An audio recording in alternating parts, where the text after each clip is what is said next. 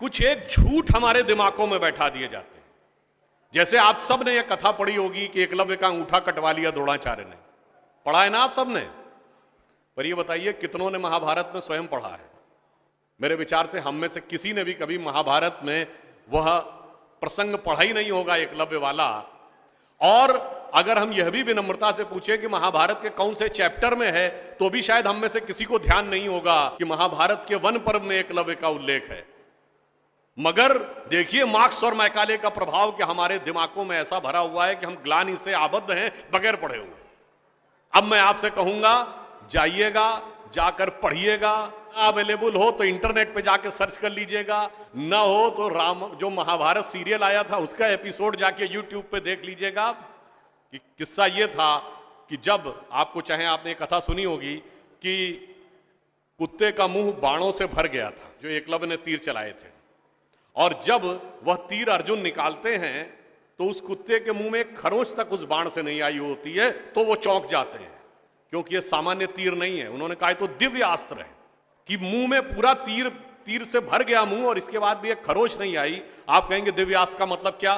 दिव्यास्त्र का मतलब ये है, जैसे रशिया यूक्रेन की लड़ाई चल रही है ना, इससे पहले मिडिल ईस्ट की लड़ाई देती थी, तो जो मिसाइल जाती है वो लेजर गाइडेड जाती है, जिस बिल्डिंग पे गिरना उसी बिल्डिंग पे गिरती है, अगल बगल पे नहीं गिरती, क्योंकि the direction is precise to the meters. पर अगर मुंह के अंदर जाए और खाल पर खरोंच ना आए, इसका मतलब it is so much strongly guided that it is precision to the micrometers. तो जब ये वो देखते हैं ये दिव्यास्त्र चलाना, तो उन्होंने कहा दिव्यास्त्र राजा चला सकता है, ये कैसे सीखा इसने? तो जब द्रोणाचार्य उससे पूछते हैं कि तुमने ये किससे सीखा, तो कहता आपसे सीखा गुरुजी। कहते मैं तो तुम्हें जानता नहीं बालक, तुम अपना परिचय दो। अब यहीं पर बिंदु है। एकलव्य क्या कहता है? मैं मगध नरेश जरासंध के प्रधान सेनापति हिरण्यधनु का पुत्र एकलव्य। अरे वो मगध के chief of the arm forces का बेटा था। यदि आप ये कह रहे हैं कि वनवासी था, तो ये भी पूरा वाक्य तो पूरा करो कि वो सेना अध्यक्ष था। मगर देखिए कितनी चालाकी से छुपा लिया आधे तथ्य को, और उसके बाद हमारे दिमागों में भर दिया कि ये बहुत गलत किया गया। बताइए, हमारे हिंदू धर्म के दो महाकाव्य, रामायण और महाभारत, दोनों का रचयिता कौन? रामायण का रचयिता महर्षि वाल्मीकि, जो संस्कृत के आदि कवि माने जाते हैं। आज जो वाल्मीकि समुदाय है वो किसमें आता है? शेड्यूल कास्ट में। महाभारत के रचयिता और वेदांत और मीमांसा के रचयिता महर्षि वेदव्यास, जिनकी मां मछुआरिन थी, वह समुदाय किसमें आता है? कुछ राज्यों में, दिल्ली में शेड्यूल कास्ट में, यूपी में अति पिछड़े में। तो मेरे भाई, संत रैदास, नामदेव, कबीर, दादू, ये सब पूज्य संत हुए, फिर भी हमारे दिमागों में ये भरा जाता है। और कौन भरता है? वो लोग भरते हैं जो अपने यहां समाज के गरीब वर्गों की खरीद फरोख्त करते थे।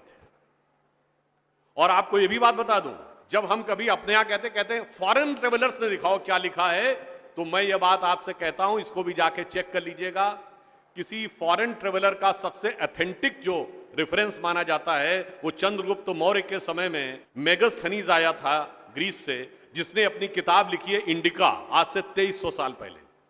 वो इंडिका किताब आज उपलब्ध नहीं है, मगर उसके उद्धरण तमाम जगहों पे हैं, तो प्रूवन है किताब थी। उसने भारतीय समाज में व्यवस्था का वर्णन करते हुए लिखा है कि यहां पर 7 जातियां हैं, मगर महत्वपूर्ण बात यह है यहां इतनी समरसता, इतना सामंजस्य है कि यूनान के समाज के समान यहां कोई समाज का ऐसा वर्ग नहीं है जिसके साथ शोषण या भेदभाव किया जाता हो। ये एक विदेशी लिख रहा है। और मैं एक और बात आपसे बताना चाहता हूं, बहुतों को नहीं पता होगा, गांव में पंचायत होती है ना, ये पंचायत में 5 की संख्या कहां से आती? ये 4 या 6 क्यों नहीं? 5 की संख्या जानते कहां से आती है? 4 वर्ण माने गए थे, तो किसी भी गांव में निर्णय लेना होगा तो चारों वर्णों का एक एक प्रतिनिधि होगा, और 5वां जानते कौन होगा? गांव के बाहरी क्षेत्रों में रहने वाले वो वनवासी जो प्रत्यक्ष रूप से गांव का हिस्सा नहीं है, पर हमारे निर्णय का प्रभाव उनके जीवन पर भी पड़ेगा, तो 5वां प्रतिनिधि उनका होगा। वहां से यह पंचायत का भाव आता है। और फिर मैं आपसे कहना चाहता हूं, हमारे दिमाग में एक और चीज भर दी गई कि जाति व्यवस्था हमने बनाई। आपको पता है कास्ट शब्द कहां से आया? ये कास्ट अंग्रेजी का शब्द नहीं है, ये पुर्तगीज भाषा का शब्द है। और 1931 में जो अंतिम जनगणना जाति के आधार पर उसमें 4114 जातियां हैं हिंदू समाज में, जिसमें अब 6000 बताई जाती हैं। मैं चैलेंज करके पूछता हूं, कोई दिखाओ तो किसी धर्म ग्रंथ में 6000 जातियां लिखी हो, और जहां लिखी उसमें इससे ऊंचे ये, इनके नीचे ये ऊंचा ये नीचा, कौन से धर्म ग्रंथ में लिखा है? ये माली ऊंचे की तेली ऊंचे, सुनार ऊंचे कि लोहार ऊंचे, कहां लिखा है? जानते हैं कहां लिखा है? एक British census commissioner Herbert Risley द्वारा किए गए सेंसस में हिंदू समाज को जातियों में विभाजित करके ऊपर से नीचे तक लिखा गया, और फिर वो हमारे ऊपर अध्यारोपित कर दिया गया है। हमारे दिमागों में कैसी कैसी बातें भरी जाती हैं। एक थोड़ा लिबर्टी लेते हुए ये भी कहना चाहूंगा, महिलाओं को पढ़ने का अधिकार नहीं दिया जाता था। अब ये बताइए, हमारे यहां दिल्ली में लोगों को ध्यान नहीं होता है, आप लोगों ने मैत्री कॉलेज और गार्गी कॉलेज है ना, ये मैत्री और गार्गी कौन थी? ये वैदिक काल की 20-22 विदुषी स्त्रियों में से एक हैं। गार्गी ने ऋषि याज्ञवल्क्य के साथ शास्त्रार्थ किया। फिर मैं चैलेंज करके कहता हूं, दुनिया में कोई दूसरा धर्म संस्कृति बताइए जहां धर्म पे टिप्पणी करने का अधिकार किसी महिला को हो और किसी धर्म के ज्ञाता के साथ शास्त्रार्थ करने का अधिकार। फिर हमको समझाया जाता है कि हमारे यहां बराबरी नहीं थी। अरे आप सबको याद हो, सबसे प्रख्यात शास्त्रार्थ कौन सा है? आचार्य मंडन मिश्र और आदि शंकराचार्य के बीच में, दोनों के बीच में जो शास्त्रार्थ हुआ उसका जज कौन था? आचार्य मंडन मिश्र की पत्नी उभय भारती। फिर मैं चैलेंज करके पूछता हूं, पहले दुनिया कोई धर्म बताइए जहां टिप्पणी करने का अधिकार स्त्रियों को हो और जज बनने का अधिकार हो डिस्कशन में। उसके बाद हमसे कहते हैं कि साहब बराबरी नहीं थी। इसलिए मैं कहना चाहता हूं कि हमारे यहां तो समाज में जिस प्रकार से एकाकार करके सबको साथ में लिया जाता था, बराबरी का तो आलम यह था, बराबरी नहीं थी, यह सच है। हमारे यहां बराबरी नहीं थी, हमारे यहां मातृशक्ति को पहले रखा जाता था। इसीलिए हम क्या बोलते हैं? सीताराम, सीता पहले राम बाद में।